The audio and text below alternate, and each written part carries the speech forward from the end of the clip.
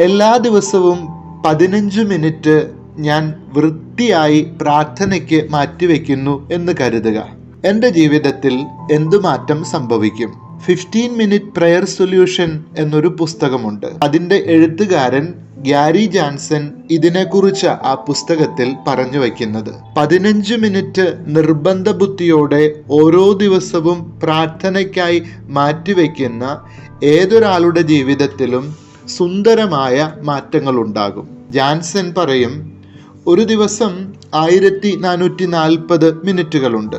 അതിൻ്റെ 1% 14 മിനിറ്റും 24 സെക്കൻഡും വരും. 15 മിനിറ്റ് എന്ന് കരുതാം. എൻ്റെ ദിവസത്തിൻ്റെ വെറും ഒരേ 1% 15 മിനിറ്റ് പ്രാർത്ഥനയ്ക്കായി മാറ്റിവെക്കാൻ എനിക്ക് സാധിക്കുമോ? എൻ്റെ ജീവിതം തന്നെ മാറിമറിയും. ഞാൻ എനിക്ക് ചുറ്റുമുള്ളവരെയും ചുറ്റുമുള്ളതിനെയുമൊക്കെ നോക്കിക്കാണുന്ന രീതിയിൽ മാറ്റം വരും. അല്ലച്ച, എല്ലാ ദിവസവും ഞങ്ങൾ പ്രാർത്ഥിക്കാറുണ്ട്, 15 മിനിറ്റ് അല്ല അതിലും കൂടുതൽ പ്രാർത്ഥിക്കാറുണ്ട് എന്ന് നിങ്ങൾ പറയും എന്നെനിക്കറിയാം.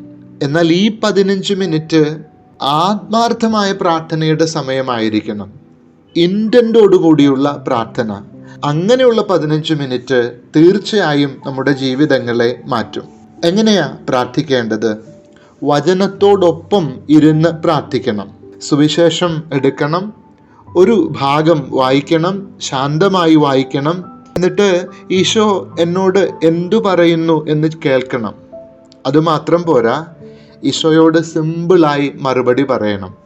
ഒരു തീരുമാനമെടുത്ത് സുവിശേഷം അടച്ചു വെച്ച് പ്രാർത്ഥന അവസാനിക്കണം. 15 മിനിറ്റ്. അത് ഒരു ദിവസം ചെയ്താൽ പോരാ, ഇനിയുള്ള 50 ദിവസവും 50 നോമ്പിൻ്റെ എല്ലാ ദിവസങ്ങളിലും ചെയ്യണം. എനിക്കൊന്നും അത് ചെയ്യാൻ പറ്റില്ല എന്നൊരു ചിന്ത വന്നില്ലേ? ന്യൂറോ സയൻസിൽ ഇതിനെ വിളിക്കുന്നത് ലിമിറ്റിംഗ് ബിലീഫ് എന്നാണ്. നമുക്ക് ദൈവം തന്നിട്ടുള്ള കഴിവുകളെ പൂർണ്ണമായും ഉപയോഗിക്കുന്നതിൽ തടസ്സം നിൽക്കുന്ന ചിന്തകളും വിചാരങ്ങളുമൊക്കെയാണ് ലിമിറ്റിംഗ് ബിലീഫ്. ഞാനൊരു മോർണിംഗ് പേഴ്സൺ അല്ല എന്നൊക്കെ പറയുന്നവരില്ലേ, എനിക്ക് എളുപ്പത്തിൽ ക്ഷമിക്കാനാവില്ല, എനിക്ക് നീന്താൻ പറ്റില്ല, അങ്ങനെയൊക്കെ കരുതുന്ന കുട്ടികളുണ്ട്. അതൊക്കെ ഒരു ലിമിറ്റിംഗ് ബിലീഫാണ്. എൻ്റെ ഉള്ളിൽ പെർമനൻ്റ് മായ്ക്കർ ഉപയോഗിച്ചു എന്ന പോലെ എഴുതി വച്ചിരിക്കുന്ന ചില ചിന്തകൾ. അത് തെറ്റാണ് എന്ന് സയൻറ്റിസ്റ്റുകൾ പറയുന്നുണ്ട്. നമ്മുടെ തലച്ചോറിന് ഒരു പ്രത്യേകതയുണ്ട്. നമ്മൾ എന്ത് ചിന്തിക്കുന്നുവോ അത് അഫേം ചെയ്യും.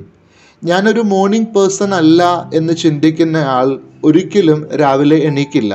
കാരണം ആ ചിന്തയെ അഫേം ചെയ്യാനായിട്ട് ബ്രെയിൻ പ്രവർത്തിക്കും.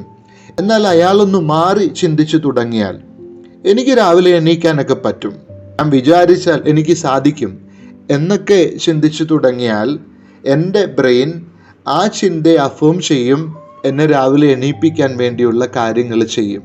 പ്രാർത്ഥനയുടെ കാര്യത്തിലും നമുക്ക് പ്രയോജനം ചെയ്യേണ്ട ഒരു കാര്യമാണ്. എനിക്ക് എല്ലാ ദിവസവും 15 മിനിറ്റ് പ്രാർത്ഥിക്കാൻ പറ്റും എന്ന് തന്നെ ചിന്തിക്കണം.